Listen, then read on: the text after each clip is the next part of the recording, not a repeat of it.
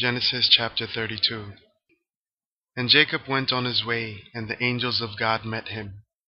And when Jacob saw them, he said, This is God's host. And he called the name of that place Mahanaim. And Jacob sent messengers before him to Esau his brother, unto the land of Seir, the country of Edom. And he commanded them, saying, Thus shall ye speak unto my lord Esau. Thy servant Jacob saith thus, I have sojourned with Laban, and stayed there until now. And I have oxen, and asses, flocks, and menservants, and womenservants. And I have sent to tell my lord, that I may find grace in thy sight. And the messengers returned to Jacob, saying, We came to thy brother Esau, and also he cometh to meet thee, and 400 men with him. And Jacob was greatly afraid and distressed. And he divided the people that was with him, and the flocks, and herds, and the camels, into 2 bands, and said, If Esau come to the one company, and smite it, then the other company which is left shall escape. And Jacob said, O God of my father Abraham, and God of my father Isaac, the Lord which saidst unto me, Return unto thy country and to thy kindred, and I will deal well with thee. I am not worthy of the least of all the mercies, and of all the truth, which thou hast showed unto thy servant. For with my staff I passed over this Jordan, and now I am become 2 bands.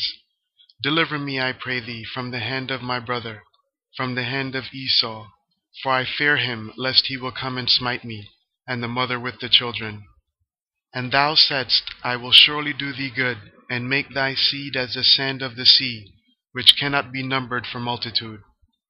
And he lodged there that same night, and took of that which came to his hand a present for Esau his brother, 200 she-goats, and 20 he-goats, 200 ewes, and 20 rams, 30 milch camels with their colts, 40 kine, and 10 bulls, 20 she-asses, and 10 foals. And he delivered them into the hand of his servants, every drove by themselves, and said unto his servants, Pass over before me, and put a space betwixt drove and drove. And he commanded the foremost, saying, When Esau my brother meeteth thee, and asketh thee, saying, Whose art thou, and whither goest thou, and whose are these before thee? Then thou shalt say, They be thy servant Jacob's. It is a present sent unto my lord Esau. And, behold, also he is behind us. And so commanded he the second, and the third, and all that followed the droves, saying, On this manner shall ye speak unto Esau when ye find him. And say ye moreover, Behold, thy servant Jacob is behind us. For he said, I will appease him with the present that goeth before me, and afterward I will see his face, peradventure he will accept of me. So went the present over before him, and himself lodged that night in the company. And he rose up that night, and took his 2 wives, and his 2 womenservants, and his 11 sons, and passed over the ford Jabbok. And he took them, and sent them over the brook, and sent over that he had. And Jacob was left alone. And there wrestled a man with him until the breaking of the day. And when he saw that he prevailed not against him, he touched the hollow of his thigh. And the hollow of Jacob's thigh was out of joint, as he wrestled with him. And he said, Let me go, for the day breaketh. And he said, I will not let thee go, except thou bless me. And he said unto him, What is thy name? And he said, Jacob. And he said, Thy name shall be called no more Jacob, but Israel.